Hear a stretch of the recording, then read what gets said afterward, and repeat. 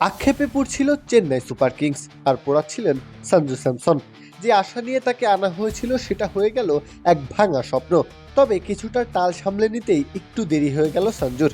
চেন্নাই একটা বুলি আউড়ে গিয়েছে শুরুর দিকে, সবুরে মেওয়া ফলে সেটাই ফলেছে।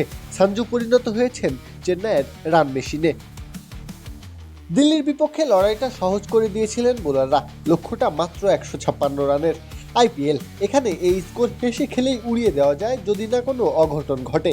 সেটা ঘটতে দেননি সঞ্জু। শুরু থেকে শেষ পর্যন্ত দাঁড়িয়ে থেকে দলের জয় নিশ্চিত করেছেন। খেলেছেন 52 বলে 87 রানের অনবদ্য এক নক।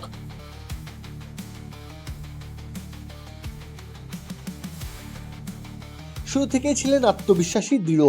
কোনো তাড়াহুড়ো নেই, কোনো অযথা ঝুঁকি নয়, কেবল হিসেবি আগ্রাসন। ইনিংসটা গড়লেন নিজের মতো করে। ধীরে ধীরে ম্যাচটাকে নিয়ে গেলেন নিজের নিয়ন্ত্রণে।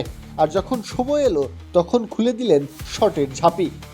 সঞ্জু যখন ছন্দে থাকেন তখন তিনি কেবল একজন ব্যাটার নন, তিনি হয়ে ওঠেন এক অপ্রতিরোধ শক্তি। বোলারদের পরিকল্পনা ভেস্তে যায়, লাইন লেন্থ এলোমেলো হয়ে পড়ে, যেন বলটা তার ব্যাটেই আসতে বাধ্য। আর সেই ছন্দে থাকা সঞ্জুকে থামানোর ক্ষমতা থাকে না কারো। দিল্লি সেটা হাড়ে হাড়ে টের পেল। 8 উইকেট হাতে রেখে জয়, এটা শুধু একটা জয় নয়, এটা আত্মবিশ্বাসের পুনর্জন্ম। এটা চেন্নাইয়ের জন্য নতুন করে স্বপ্ন দেখার উপলক্ষ।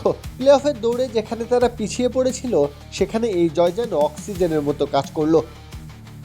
আক্ষেপের আগুন থেকে উঠে এসে যিনি হয়ে উঠেছেন আশার আলো, সেই সঞ্জু স্যামসনই এখন চেন্নাইয়ের সবচেয়ে বড় ভরসা। আর যদি এই ছন্দ ধরে রাখতে পারেন তবে এই দলটাকে থামানো সত্যিই কঠিন হয়ে যাবে। প্রত্যহ কাব্য, খেলা ৭১।